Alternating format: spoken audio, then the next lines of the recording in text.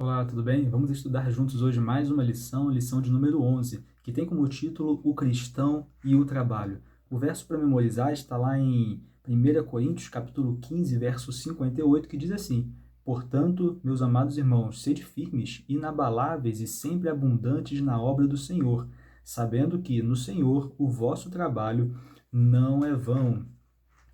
Interessante que nós temos três grandes práticas que são anteriores à queda do homem. Né? Que práticas são essas? Nós temos a guarda do sábado, ela vem antes da queda. Nós temos o casamento, que também vem antes da queda dos seres humanos. E a outra prática que vem antes dos seres humanos caírem no pecado é justamente o trabalho. Sim, Deus ele institui o trabalho antes dos seres humanos pecarem. E a gente percebe isso lá em Gênesis capítulo 2, acompanha comigo, o capítulo 2, verso 15, que diz assim: Tomou, pois, o Senhor Deus ao homem e o colocou no jardim do Éden para o cultivar e o guardar. Então aqui Deus ele institui o trabalho como algo bom para os seres humanos, né? Justamente por ter instituído esta prática antes dos seres humanos caírem. E interessante que a gente percebe que o Éden não era um lugar de ociosidade, né? A gente já viu isso lá no iniciozinho do nosso trimestre, com relação ao Éden como uma sala de aula, né? Um lugar de aprendizado para os seres humanos, e não somente era um lugar de aprendizado, mas também era um lugar de trabalho. Aqui a gente então tem esse conhecimento com relação à questão do trabalho. A gente percebe que os seres humanos eles não foram criados para viver uma vida ociosa, né? E justamente a gente também tem essa confirmação quando a gente vai lá para Isaías e percebe que na nova terra, né, também não será um lugar de ociosidade. A gente acompanha lá em Isaías, capítulo 65, verso 21, diz assim: Eles edificarão casas e nelas habitarão, plantarão vinhas e comerão seu fruto. Verso 22, não edificarão para que outros habitem, não plantarão para que outros comam, né? Porque a longevidade do meu povo será como o da árvore, e os meus eleitos desfrutarão de todas as obras das suas próprias mãos. Então perceba, Cristo, né, os seres humanos eles não são criados para uma vida de ociosidade, né? A gente percebe, então, que lá no Éden havia o trabalho e na vida eterna, né, na nova terra, também teremos um trabalho para executar. Não viveremos apenas contemplando as coisas, negativo. E veja que muitas vezes o inimigo usa a mídia, né, a televisão, filmes, enfim, para retratar de fato a nova terra como um lugar de ociosidade, um lugar que não tem nada para fazer, um lugar que as pessoas ali vão ficar paradas, olhando, cantando, e de fato isso acaba fazendo com que os seres humanos não tenham muito interesse em estar nessa nova terra, né? Porque imagine passar uma eternidade, né, sem nada para fazer. Então, nós sim teremos muito trabalho a executar, né? E aqui a gente percebe que, bem, vimos aqui antes da queda, como que Deus instituiu a questão do trabalho, e depois da queda, a gente percebe lá em Gênesis capítulo 3, verso 19, veja o que Deus fala aqui com os seres humanos após a queda. Diz assim: No suor do rosto comerás o teu pão, até que tornes a terra, pois dela foste formado, porque tu és pó e ao pó tornarás. Né? E aqui a gente tem esse elemento acrescentado aqui após a queda com relação ao trabalho, quando diz, né, que os seres humanos, então, teriam aí que trabalhar para ter o seu próprio sustento aí durante toda a sua vida, né? Então, do seu suor, ele conseguiria ali o seu sustento diário até o dia da sua morte. Dentro desse contexto, a gente percebe, na própria lição de domingo aqui fala sobre essa questão, quando diz que muitas pessoas, né, dentro desse contexto aqui, elas acabam tendo o trabalho apenas como como diz aqui, enfadonha labuta diária, né, que terminará com a morte. E dentro, então, desse entendimento, elas acabam aí suportando muitos trabalhos, né, que elas próprias desprezam, não gostam, mas por necessidade de ter aí o seu sustento diário, então elas vão suportando aí esse trabalho, e não vendo aí a hora de se aposentar, né? Muitos aí se aposentam já não aguentando mais o trabalho que executavam, porque de fato só estavam ali por conta da necessidade do seu sustento, né? E a gente vê isso muito hoje em dia. Infelizmente, também vivemos num contexto onde o trabalhador acaba sendo muito explorado, oprimido, muitas vezes não recebendo um salário justo, de acordo com o trabalho que ele executa. Mas, de qualquer forma, né, a lição traz para a gente, né, como que o cristão ele deve encarar o trabalho, mesmo, né, mesmo nesse contexto pós-pecado, né, pós-queda dos seres humanos. E aqui no finalzinho da lição de domingo, diz assim, né, que os cristãos eles precisam aprender a trabalhar da maneira que Deus deseja. O trabalho é mais que uma necessidade econômica. O homem é mais que um emprego. Compreendido de maneira correta, o trabalho de alguém pode ser uma possibilidade de ministério, uma expressão de seu relacionamento com o Senhor. Portanto, nós, como cristãos, nós temos, na verdade, a obrigação de integrar a nossa vocação, o nosso trabalho ao nosso compromisso com Deus, né? A nossa missão. Então, a nossa missão e o nosso trabalho, eles devem estar integrados, né? O nosso trabalho ele tem que ser uma possibilidade de ministério, né? Não podemos ter apenas um ministério na igreja. Não, o nosso trabalho ele tem que estar se integrado com a nossa missão. Então, dessa maneira que o cristão precisa enxergar o trabalho. E, e a gente percebe aqui interessante que a lição traz para a gente com relação à questão desse trabalho, espiritualidade, mordomia. Infelizmente, a gente percebe muitas vezes, eu vou dar um exemplo aqui para você, talvez você até se identifique com isso. Quando a gente vai pedir, né, fazer um pedido de oração, quantas vezes a gente não pede assim, eu gostaria de pedir pela minha vida espiritual, gostaria de pedir pela minha vida profissional, gostaria de pedir pela minha vida familiar, gostaria de pedir pela minha vida estudantil, enfim. E a gente vai separando, né, como diz aqui, a gente vai compartimentalizando diversos contextos da nossa vida. E não tem como fazer isso, né? Se a gente de fato é um cristão, é um discípulo, constantemente, diariamente, não tem como a gente fazer essas separações, entende? Nós precisamos realmente integrar tudo isso, né? E a nossa vida espiritual, ela deve ser constante.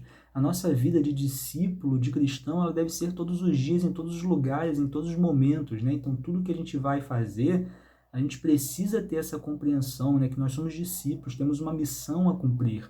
Então, é uma tarefa que nós precisamos realmente executar, integrar todo esse nosso contexto de vida, né? A nossa vida é uma só, não são várias vidas, né? A nossa vida espiritual não é igual uma roupa que a gente veste no sábado, vai para a igreja e vive ali a nossa vida espiritual, e depois sai da igreja, vira o final de semana, começa segunda-feira, a gente bota uma outra roupa, que é a nossa roupa da nossa vida profissional, depois chega em casa, a gente veste a roupa da vida familiar. Não é assim que funciona. Com cristão não é assim que funciona. Com verdadeiro discípulo não é assim que funciona.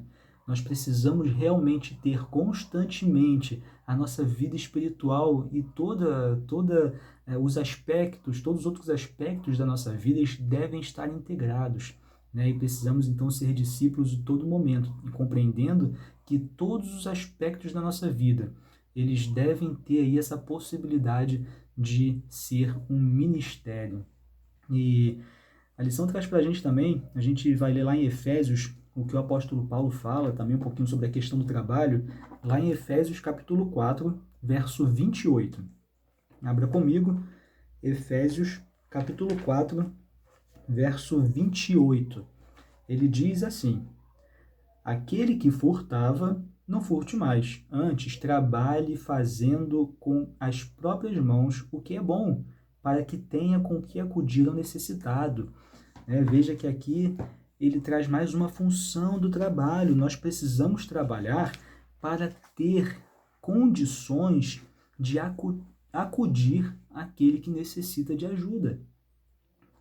Né? Perceba que aqui a gente vai compreendendo funções do trabalho que não são aquelas funções que o mundo quer impor para a gente o tempo todo, que é o quê? Que nós devemos trabalhar para conquistar as nossas coisas.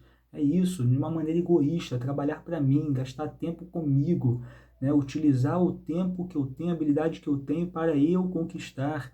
Aqui o apóstolo Paulo lhe traz uma função muito importante, que nós precisamos trabalhar para ter com que acudir ao necessitado. Entende? Então nós precisamos deixar de ser egoístas. Precisamos deixar de ser egoístas. Né? Lembra que o trabalho, na nossa vida adulta, ela é praticamente resumida ao nosso trabalho. Né? A maior parte do tempo da nossa vida adulta a gente passa trabalhando. Né? Então, se nós tivermos realmente esse olhar egoísta, trabalhar para eu conquistar isso, para eu comprar aquilo, para eu conseguir fazer isso, para eu fazer e para eu o tempo todo, vamos passar a nossa vida inteira praticamente pensando apenas no eu. Porque, como eu falei, a maior parte da nossa vida ela é passada ali no trabalho. Né? Então, nós precisamos deixar de ser egoístas. O cristão ele não trabalha para si. Né? Ele não faz nada para si que não pensa no eu, ele não pensa no eu, né? Ele sempre pensa no outro primeiro. E aqui o apóstolo Paulo então deixa esse ensinamento, né? Trabalhar para ter condições para ajudar aquele que necessita. Uma outra questão muito interessante que a lição traz é sobre a construção do tabernáculo, e você encontra essa questão, né, lá em Êxodo capítulo 25 até o 30. Temos ali a construção do tabernáculo, e a gente percebe que quando Deus ele avisa Moisés, né, sobre a construção do tabernáculo, perceba que Moisés ele vivia num grupo, né, num grupo ali antes dele retornar para o Egito para libertar o povo. Ele vivia ali num grupo que era seminômade, então eles tinham o costume de montar, fazer barracas, fazer tendas o tempo inteiro. Então, né, como eles eram seminômades, estavam o tempo todo ali é, alterando, mudando a sua localidade ali de estadia, digamos assim. E eles tinham então essa habilidade. Moisés certamente tinha essa habilidade de construir tendas, e aparentemente não seria algo muito, muito difícil. Mas a gente vai percebendo que Deus ele dá detalhes sobre a construção do tabernáculo, né? Não somente sobre o tabernáculo em si, mas sobre cada elemento que estaria ali contido no tabernáculo, cada utensílio, né, de forma bem detalhada, como diz aqui, né, que para montar uma mesa deveria ser montada em 7 etapas. Detalhes também na roupa do sacerdote. E a lição que a gente tira desse contexto, né, justamente aqui o que está escrito, né, que diz assim, né, Deus ele não aceita trabalho mal feito. Deus ele não aceita trabalho mal feito. E como diz lá no finalzinho da lição de terça-feira, fala assim, ó, o fato de sermos seres humanos caídos e pecadores não é desculpa válida para tratar qualquer tarefa com nada menos que a máxima dedicação. Deus espera que sempre tenhamos o melhor desempenho usando bem nossos talentos, habilidades, tempo e educação para grandes causas. Então, o fato de sermos seres caídos não nos desculpa de fazer as coisas de qualquer jeito. Como cristãos, como discípulos, Deus ele requer que a gente faça tudo da melhor maneira que a gente pode fazer. Ele exige, né, que o cristão ele faça tudo da melhor forma. E é claro que assim a gente deixa um grande exemplo para a sociedade.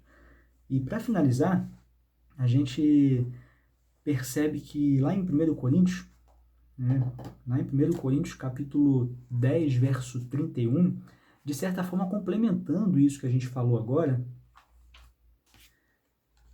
quando diz assim, 31, portanto, quer comais, quer bebais, ou façais outra coisa qualquer, fazei tudo para a glória de Deus. Tudo que nós fazemos deve ser para a glória de Deus, tudo. Como tem aqui a pergunta, né, como nós devemos trabalhar e ensinar outros a trabalhar, fazendo o nosso melhor para a honra e glória de Deus. Nós, quando buscamos um trabalho, quando buscamos fazer as coisas da melhor forma possível, um cristão, um discípulo, ele não tem ali a intenção de alcançar a sua própria glória.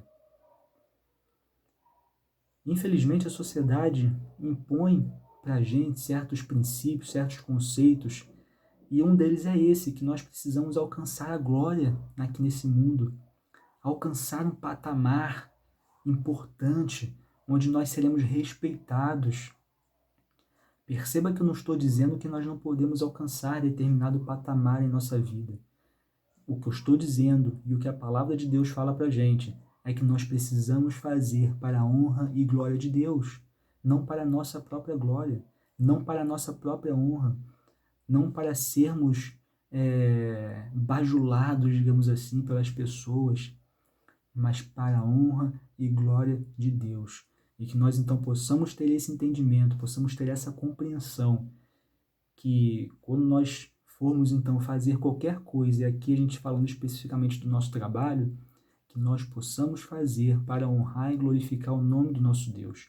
Né? Que o nosso trabalho possa ser um ministério, que no nosso trabalho nós possamos ser um exemplo para que outras pessoas possam enxergar alguém diferente na nossa vida, uma pessoa diferente das demais, e que a partir daí possam então compreender que quem faz a diferença na nossa vida é Cristo Jesus. E assim elas então também poderão ter esse conhecimento do nosso Mestre Jesus. Que Deus te abençoe. Foi um prazer mais uma vez estar aqui com você nesse estudo e a gente se vê na próxima lição. Até lá.